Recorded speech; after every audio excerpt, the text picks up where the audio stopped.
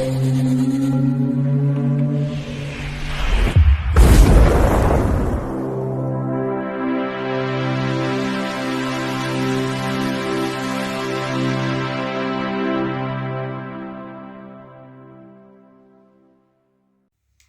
Bayek, it's me Ian, and in today's video I'm continuing my look at the X-Files, and this is Unusual Suspects from 1997.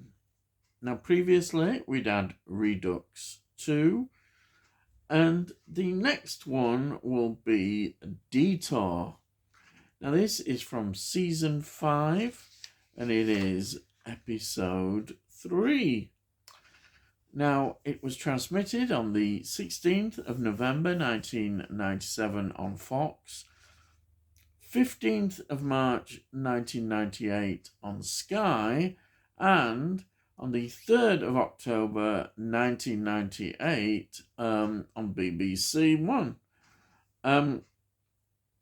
It's written by Vince Gilligan, who of course is a regular contributor to the X-Files, and as well it's directed by Kim Manners. Kim Manners, again I say this all the time, directed 52 episodes.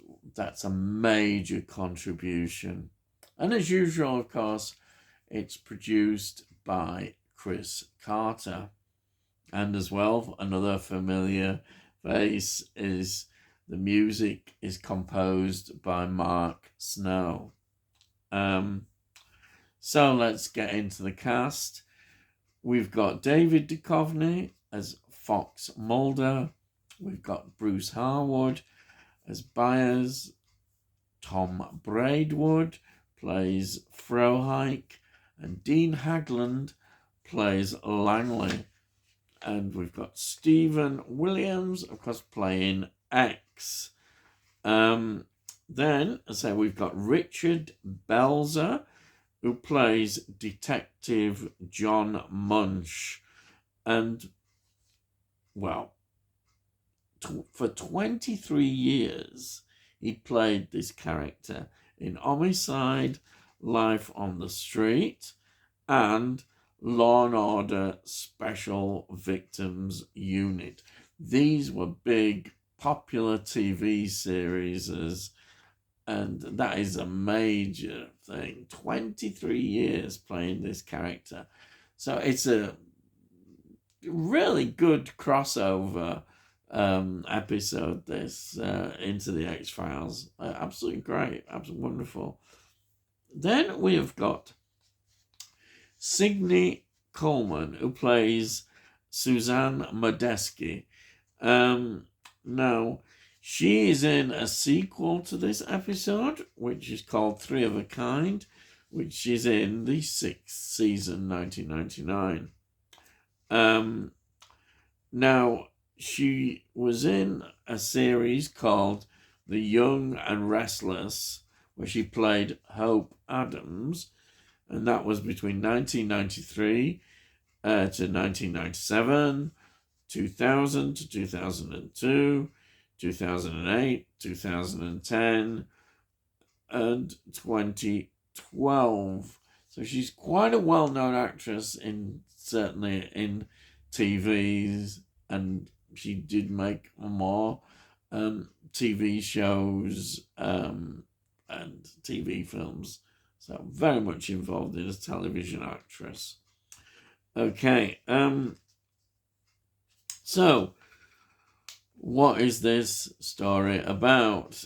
It's set in 1989. So we've got a flashback episode, which is great. And we see two salesmen and a federal employee join forces. So these three individuals we see before they became known in the series as the Lone Gunmen.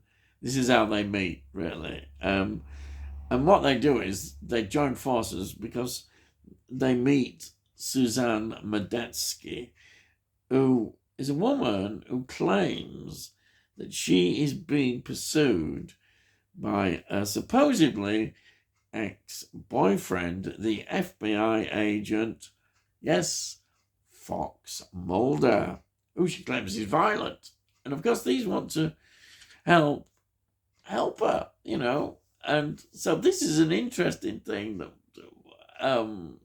we're seeing a flashback episode where we see Fox Mulder and we're going, what's all this? Surely this can't be right.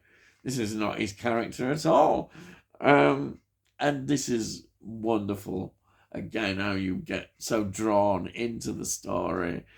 What I like about it is they didn't make it totally comedic at all. It's not got that, which is, thank heavens they didn't do that. But it's great to see characters when they come together. And I think this episode works well. I'm really impressed with it, really, watching it again. And I think it's a very enjoyable episode. The critics, I think, had mixed feelings about this. And as I say, I think they saw it just, it's a filler episode, and therefore it's not going to be as good. But I think it's been compared with the musings of the cigarette smoking man. But I think fans like these episodes, and I'm in favour of them. As long as there's not too many, I think it's good to have them, and I enjoyed seeing them. These characters get together because you grow to really like the characters, and it's interesting just to see how they actually came into being, and the whole concept.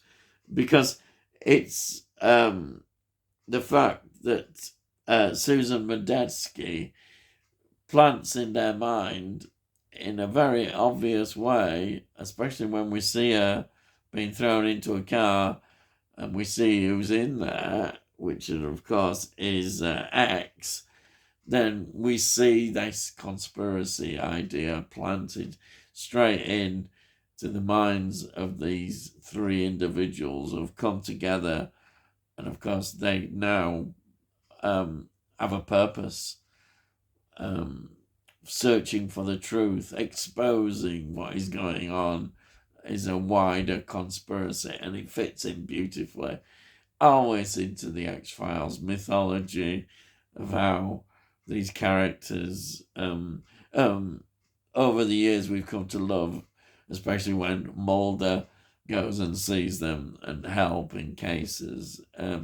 So I think we shouldn't knock this episode in terms of, it's just a filler. No, it's a good addition to this story. And as I say, I'm so pleased they didn't make it silly and stuck to the, a good story and characters that I say everybody loves, and that's great. So I think that's all I can really say about this episode. I enjoyed it. I think it's a great story. It's entertaining, and that's what it's about. And if you're entertained by something, and certainly we know it's well, no, it's not a bad episode. There's, to be honest, there are very few bad episodes in the X-Files, really.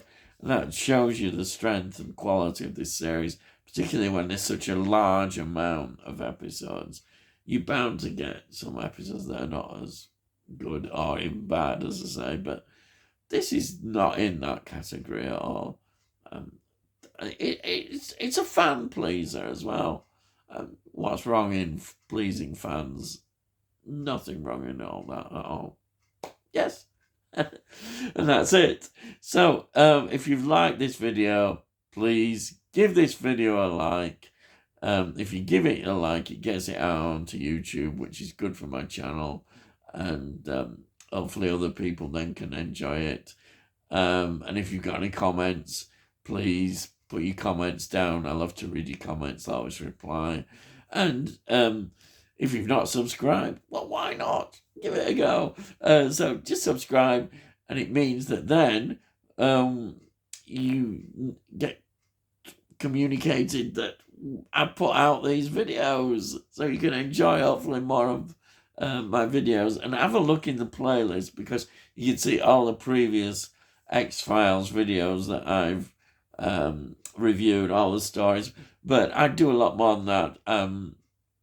I do, say, TV series, a lot of Doctor Who, and things like that, that I love. It's all got a retro feel. I also do some films as well. So you might find something you might enjoy. So that's it. I think I've gone on far too long. So all I've got to say is, I'll see thee again.